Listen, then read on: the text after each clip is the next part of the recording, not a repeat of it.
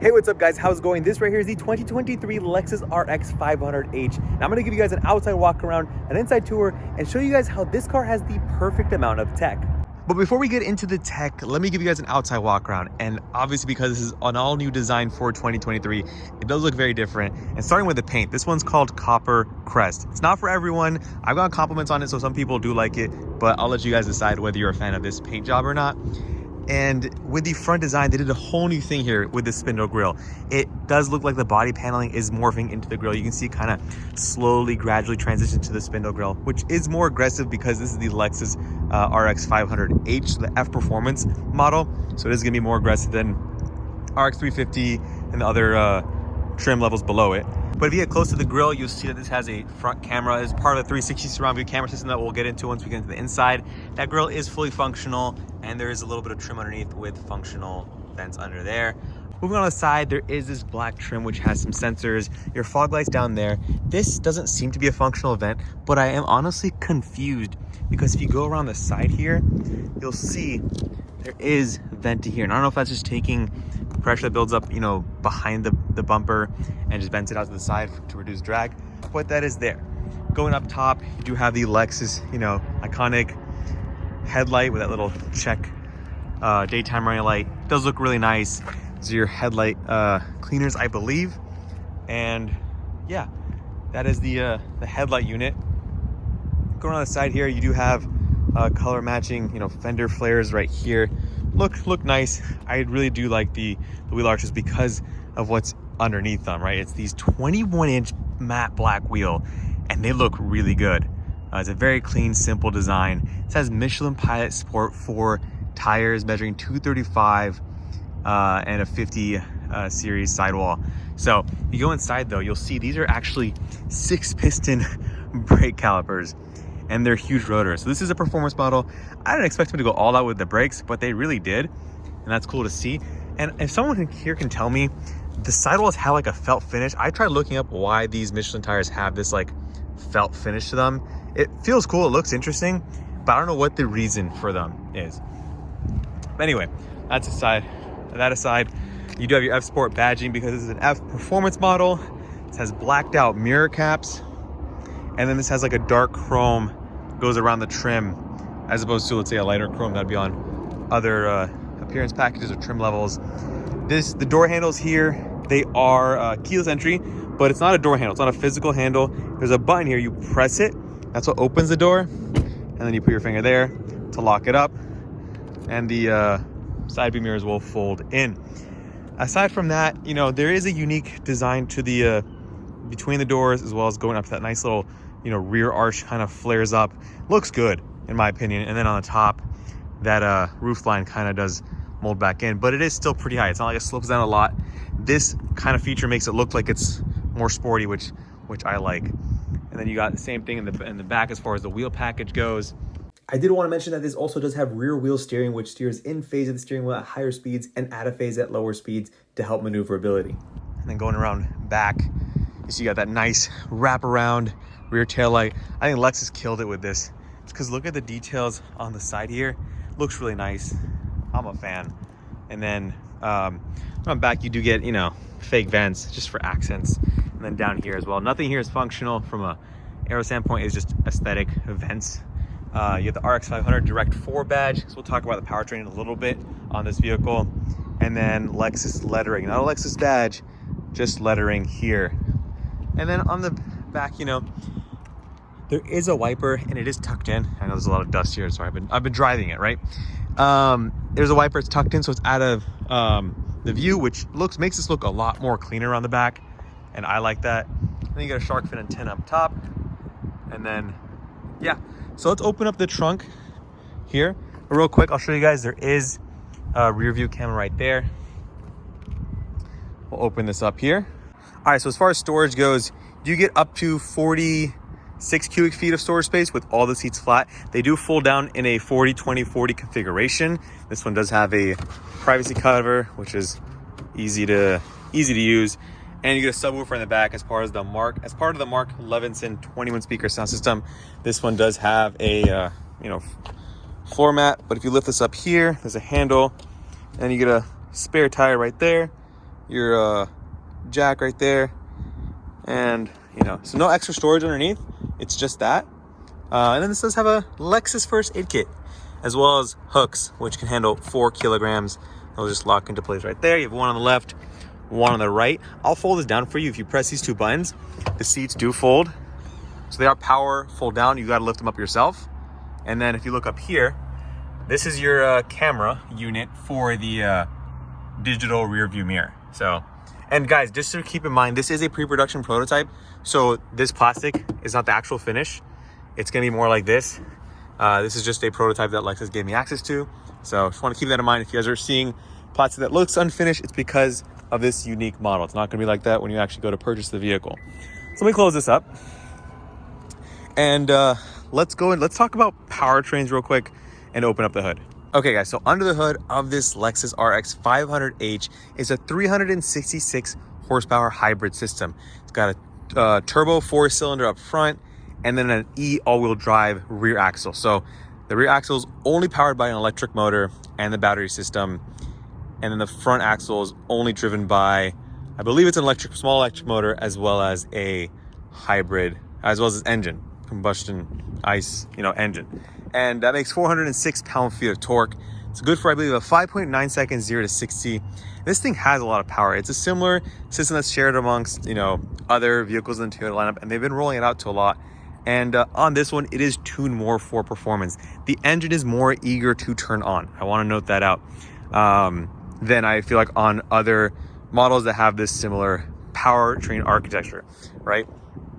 As a result, the MPG isn't that great. I believe it's mid 28, 29 city highway, which, I mean, for a car like this that you're getting the additional performance on is understandable, but it's not like class leading. But that's not the point of this, right? It's a very unique package.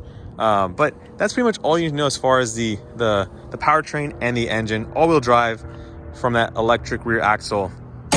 So let's hop inside. When we open up the door, the first thing I noticed was the fabric here, as well as the kind of fabric on the speaker grill for the Mark Levinson sound system.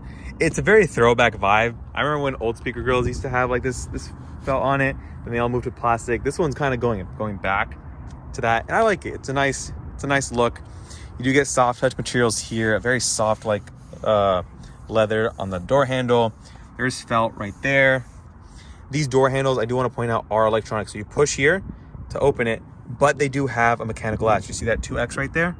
Let me actually zoom in for you guys. That 2X, you pull this twice and it will be a mechanical latch. In case, either if you're really against electronic door handles, you can do that, but pushing it works pretty well. The benefit I want to talk about, the benefit for that door handle is that if there is traffic, and so you're parked on the side of the road and there's traffic coming in from the side, it'll use the blind spot monitor system of this vehicle and actually prevent you from opening the door for your safety. It'll tell you, hey, look, it's called an safe exit assist, something like that. It'll actually prevent you from opening the door if it deems necessary for safety purposes. The speaker grill down there, right? Cubby over here, and then your F Sport on the door sill, right? But let's show the seats here real quick. Sorry, these are the F Sport seats. They do feel a little narrower. The bolsters are pretty aggressive. They are lined in Alcantara material, but they do feel really nice. They are heated, perforated, and ventilated, and they have F Sport embossed on the headrest. I like the seats. They are on the aggressive side, so they do bolster you pretty tight. I couldn't find a way to adjust these bolsters. I wish you could. It just wasn't easy for me to figure out. I don't know if it is available. So one thing to keep in mind there. Going on the side here, let's just hop inside real quick and show you the rest, right? Okay, so once you're inside, we'll start on the left here. You get a larger vent, a very unique kind of undermounted toggle for the vents here, left and right, and then your open and closes right there. Odometer, brightness, that's easy. You have your memory seats for your driver. 3 settings, so typically you see 2. This one has 3. Your set button, fuel door, trunk operation right there. That's pretty much everything on the left-hand side. Let's turn this on.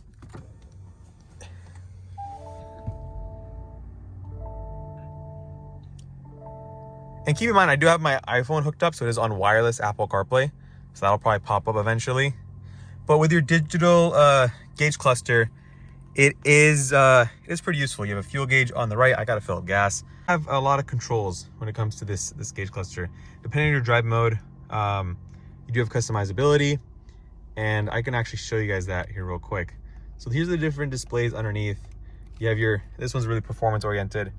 You have your boost, oil pressure, oil temp. Then you have your G meter, as well as down there you'll have braking. So that's my brake pressure. My foot's obviously on the brakes. Another thing, you see this little red light? That's your brakes as well. What you'll notice, it will come on if the vehicle's slowing down just due to regeneration. Those brakes will come on. So it's a nice little indicator as a driver knows that, hey, my brakes are actually on, showing the person behind me that I am slowing down enough for those brake lights to engage. So I like that. It's a nice little touch. Going to the right some more. We will see gear position. There's a 6-speed automatic transmission, a blank, and then a fuel economy. I've been averaging 20 with some mixed highway, city, and then some aggressive driving as well. And then that's your kind of where your power distribution is going to be at, in case you like to look at that. That's what I've had. But real quick, let me just go into the home menu here, because I want to show you guys some more stuff that this can do. If I tap here, you go into sport mode. This goes into like a more, kind of reminds me of the GR Corolla, honestly. A horizontal tachometer, and then just your speed, and then your gear. And then you have these paddle shifters on the steering wheel. So we can get out of that, go back into eco. And I'm gonna show you guys the steering wheel. Very nice leather. You have these paddle shifters, which feel nice. It's not a really fast shifting transmission, but they do work. These buttons right here are actually customizable, and we'll show you that guys that in a little bit, right? So you have your, cruise control, additional menu here, additional menu there, and we'll show you that in a little bit. Volume rocker, that's great. But these two direction pads are actually shown on your heads-up display. So you go here, I put my thumb on the right hand, and then the right hand menu shows up. I have, you can increase the display, you can go left and right on that that menu that I showed you guys earlier. That's how I was controlling that, is your left and right. And then you have a menu button. If you press that, it switches to your you guys are walking by, to your cruise control settings. You see that? And you can customize this. Like I said, but let's go to the left side real quick. I'll put my finger here, show you guys that. These are your media controls and your volume. And this is nice, so you don't have to touch. You don't have to look at the steering wheel while you're driving. You just look up here, kind of get a feeling with your finger. And then eventually you get used to this, because like I said, you can customize this. If I want to go, let me figure this out real quick. I did this earlier. I'm gonna figure out how to do this for you guys. All right, so to customize it, you want to go to steering switch right here. You get your left side, right side, right? And you can actually pick any layout you want. There are some, let's go to layouts here. You have audio, you have your climate, which is cool. You can customize that. And then a custom where you add your own buttons, which is awesome, right? You have your track, so you could do anything with this. Let me see actually if you could do, so yeah, your fan on, fan off, that's awesome. And then you have another menu, right? That's an option for winter gloves. This one's your display control. I want to customize that, and then I can go pick whichever one I want. And then you have your drive modes on this side. So it's cool. 2 different sides, get 2 different sets of menus. I actually really like this because I didn't like how I was able to adjust my drive mode from the menu. And I would have set it to the drive mode one. So I've had sport on one side, I'll have eco on the other. And you can just kind of touch on that, set the menu. I like that a lot. It makes it personalized, unique to you, but you get 8 buttons times 2, so you get 16 different controls when you switch to these the different menu. You have your cruise control menu, and then you have your media menu, and then you have your custom menu on each of them. So that's 8 different controls on these, which is great. Really cool use of that technology in a very practical aspect. So you have your F badge here. Kind of moving on.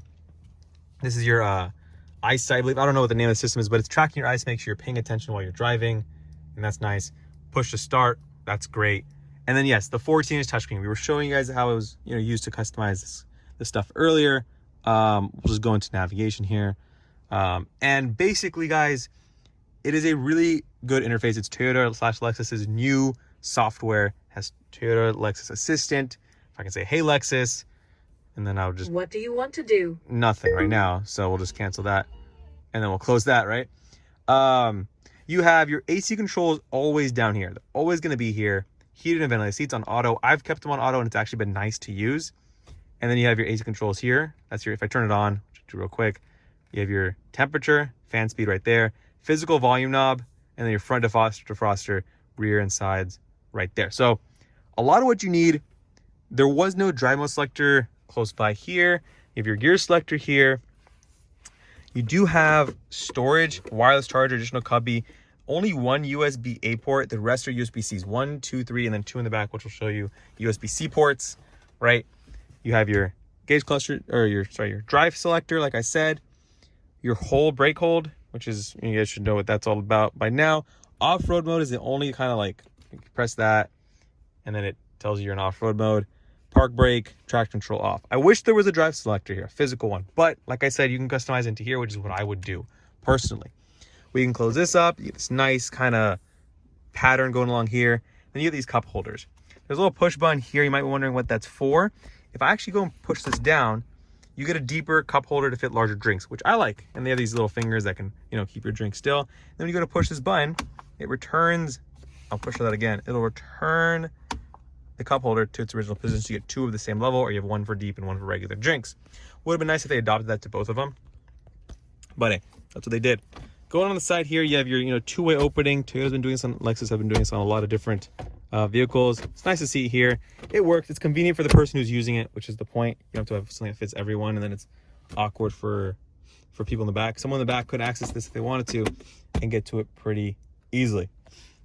Continuing up, guys, you have your digital rearview mirror, which I showed you guys where the housing was when we were in the back. Turn that on, and then you have the, hold that up a little bit, those buttons right here for your panoramic shade, sunroof shade, and then a separate button switch right here for your actual panel here that actually comes up. So that's nice. Huge, very expansive. We'll go on the point wide here, 0.5, the wide angle. Gives you an idea. Very nice. I like it. And then on the liner is a nice felt. It's very soft. Doesn't feel like an Alcantara, but it is soft. You have your vanity or sunshade / vanity mirror, which slide. That's great. And then you can turn on your lights. You have your SOS. You can big red button if you want to press that if you're tempted to, or an emergency. You tap there, turns on your lights.